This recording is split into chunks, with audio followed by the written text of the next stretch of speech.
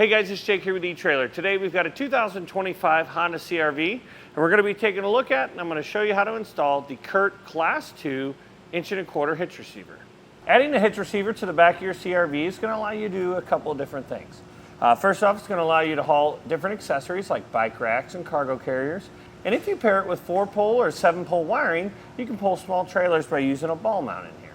This hitch is going to feature a 1/2-inch hitch pin hole, which accepts a hitch pin and clip to keep your accessories in place. The hitch does not come with the hitch pin and clip. You can pick one up off our website, either whether it's a locking hitch pin or a non-locking hitch pin like this one. If you pick up an accessory like a bike rack or a cargo carrier, I would definitely check. There's a good chance it probably already comes with one.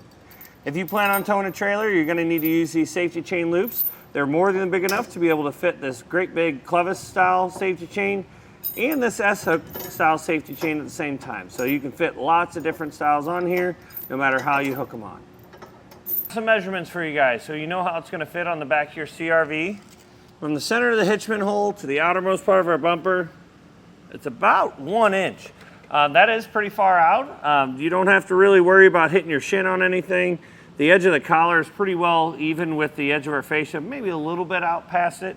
But that measurement from the center of the hitch pin hole to the edge of the fascia is going to give you a good idea of whether or not an accessory that you're looking at is going to be able to fold up on the back of the vehicle or fit on the vehicle.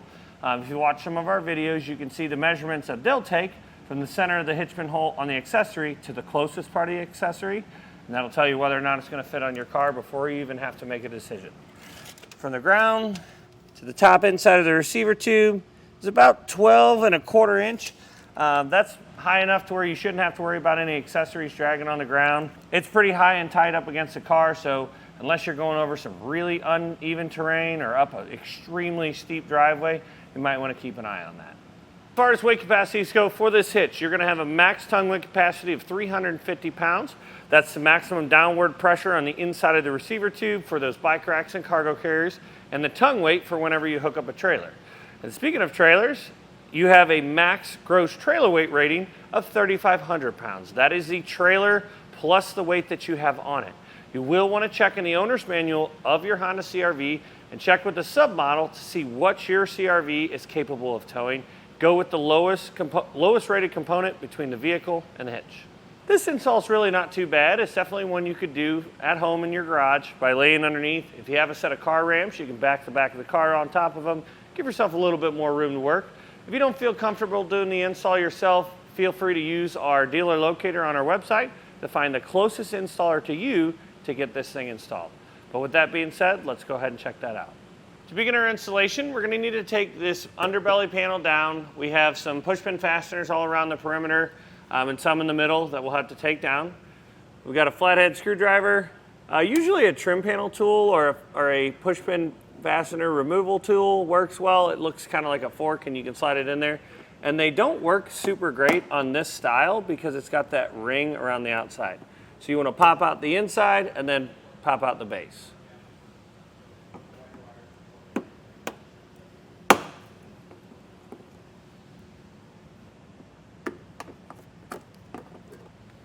Then we're going to grab a 10mm socket. We're going to have a nut right here and then one on the other side that we'll have to take out.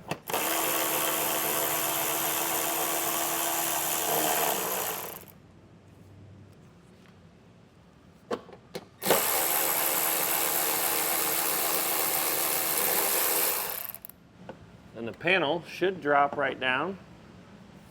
Make sure you have a hand on it. Let's pull that out, set it to the side. We're going to have to lower the exhaust. We've got 2 exhaust hangers up here, right by the mufflers, or by the resonators, I guess. And then we're going to have one up here in the dead center of the car. We'll take a cam buckle strap. We're going to strap the exhaust up so that when we bust it loose from these exhaust hangers, it does not drop. You do not want your exhaust to free hang by itself because if it does, there's some joints up there. You can kink them, you can crack them, and you don't want that to happen. So take a cam buckle strap. This particular eTrailer strap is about 10 feet long. You can use it for other stuff later on down the road, and it's pretty inexpensive. So pick one of those up, and then we're going to take some soapy water, spray it onto our hangers. You can spray it on the front and back side of our hangers. These back ones have 2 stingers going through the rubber isolator. and then the front one just has a single one. But we'll get these soaked down so we can get them removed. Just going to take a pry bar. We're going to pop these off. Now this is kind of an odd design because one of them is going one way and the other two are going the other way. But we'll just be very careful, pop that one off, pop the other side off, just like that. Make sure that they stay off. There we go. Once you get the one side done, we'll do the same to the other.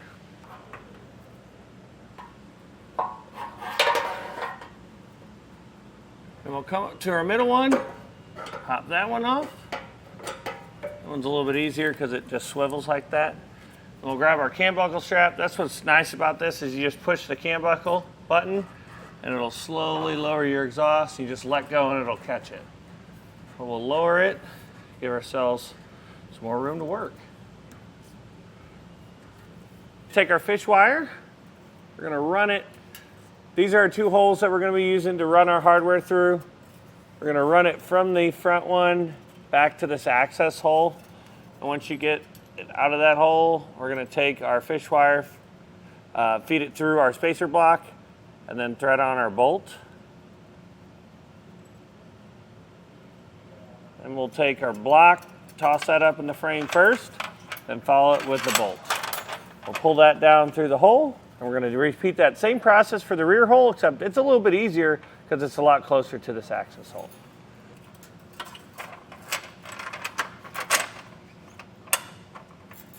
We're going to have to cut out a spot for our hitch to actually go through our bumper. Right in the center of our vehicle, this tow loop is in the center. We're going to measure 3 inches wide and 1 3/8 inches deep. And that's this little rectangle we've kind of marked out here. If you mark it out with tape, it helps to get nice straight lines. So I just marked it here for our 3-inch marks and then mark it in at these corners and then just put your tape up there. We're going to use a multi-tool in order to cut this out. Just to double check, reach up behind here, make sure that you don't have any kick sensors or anything like that you could hit. And then we'll take a multi-tool and cut it out.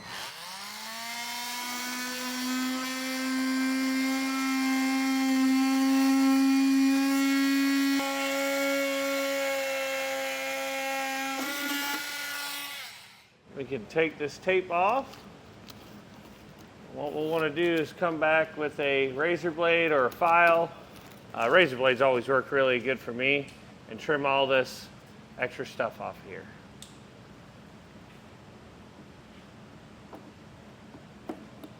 On our underbody panel, we're also going to have to do a little bit of trimming there. There's a U-shaped opening right in here.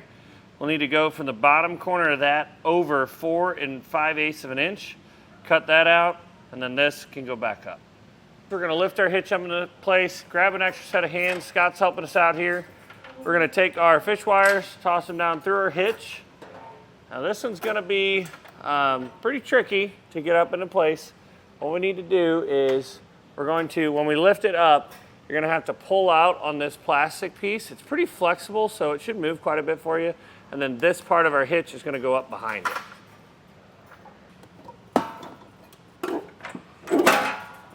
Our goal here is we want to get one nut on each side to hold our hitch up into place while we get everything resecured.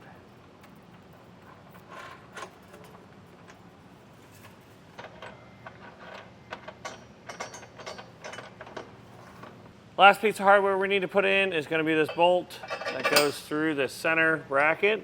We'll take our spacer block, slide it over, and then our large flange nut. Now we'll grab an 11/16 socket and get all of our hardware snugged down.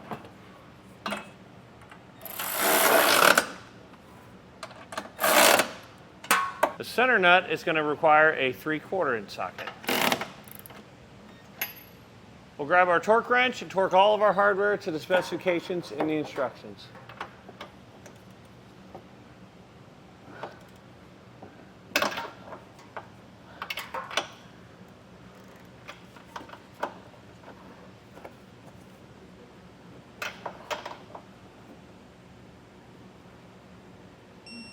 Now all you have to do is put your underbody panel back up and rehang your exhaust.